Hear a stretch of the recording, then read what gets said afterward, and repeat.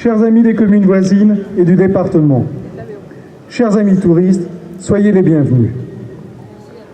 Toutes les grandes personnes ont d'abord été des enfants, mais peu d'entre elles s'en souviennent, disait avec beaucoup de justesse et de sensibilité l'écrivain, poète et aviateur français Antoine de Saint-Exupéry, le père du Petit Prince.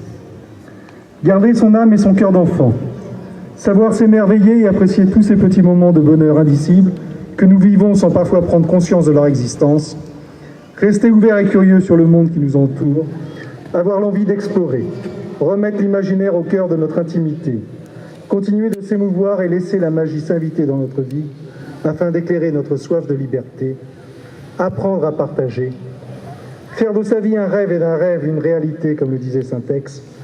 Voilà la philosophie qui sous-tend le spectacle des Lumières de Villeneuve-sur-Yonne, qui anime tout au long de cet été la porte de Sens, comme une invitation au voyage et à la créativité au cœur de l'atmosphère des rues de notre ville.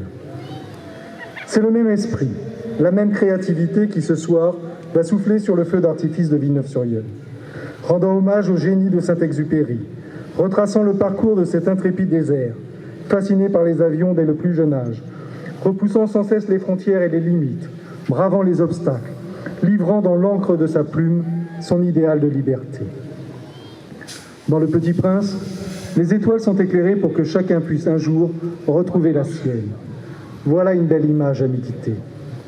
Et dans quelques instants, laissons le feu d'artifice avec toutes ces étoiles embraser le ciel de Villeneuve-sur-Yonne et se refléter sur le miroir d'eau de Lyon grâce à la magie des artificiers.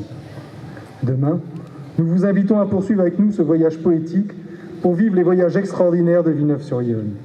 Clin d'œil à l'immense écrivain et romancier Jules Verne, dont les romans d'aventure ont bercé notre jeunesse et celle des générations précédentes.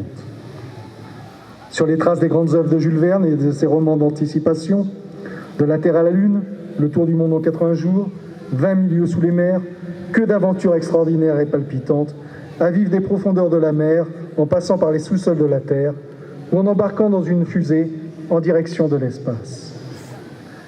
L'inspiration fulgurante de ce visionnaire, faiseur d'histoire et de rêves, épris de science et de technique, plongera la cité villeneuvienne dans cet imaginaire. Merci au musée d'Amiens pour le prêt de l'exposition et à la présence d'un conteur, sosie de Jules Verne. Venez aussi découvrir les maquettes du Nautilus de Jean-Marc Deschamps, autre clin d'œil au sous-marin commandé par le capitaine Nemo.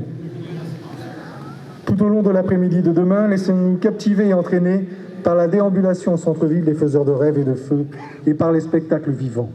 Un voyage multiculturel ouvrant les portes de notre ville. Et pour les amoureux de 5 semaines en ballon, retraçant le voyage du docteur explorateur Samuel Ferguson, qui survola avec ses amis l'Afrique orientale de Zanzibar aux sources du Nil, demain après-midi, vous pouvez prendre un décollage immédiat dans le ciel villeneuvien au stade Marcel Roy, où la montgolfière vol captif vous attend. Demain soir, aux alentours de 22h, au niveau de la porte de Sens, nous nous retrouverons pour la projection de films en plein air sur écran géant, avec notamment ce magnifique voyage dans la Lune de Georges Méliès, inspiré de La Terre à la Lune de Jules Verne et de l'écrivain britannique Herbert George Wells, auteur des premiers hommes dans la Lune, donnant naissance à la science-fiction. Bon feu d'artifice à vous toutes et à vous tous, et au plaisir de vous voir demain sur nos animations. Merci.